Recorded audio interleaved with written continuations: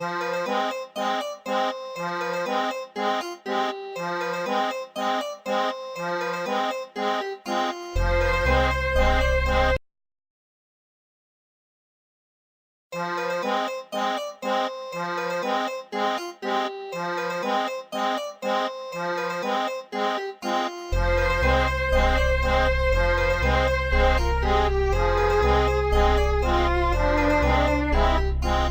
primera Alicia estaba llena de valor, con espada en mano se adentró en aquel país. Incontables fueron las pérdidas que causó, dejando detrás solo un sendero carmesí.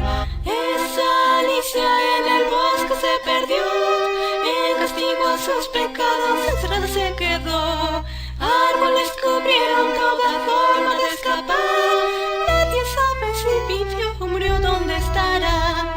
La segunda Alicia tenía una hermosa voz, llenó con su dulce canto el extraño país. El bello sonido aquella Alicia enloqueció, tanta música arruinó a la pobre infeliz. Esa Alicia quiso una rosa cortar, mas su fiel amante al verla no se pudo controlar.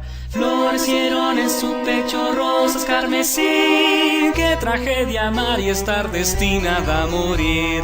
La tercera Alicia, una pequeña niña fue, de hermosa figura perdida en aquel país. Todos la adoraban por su bello parecer, y en su mundo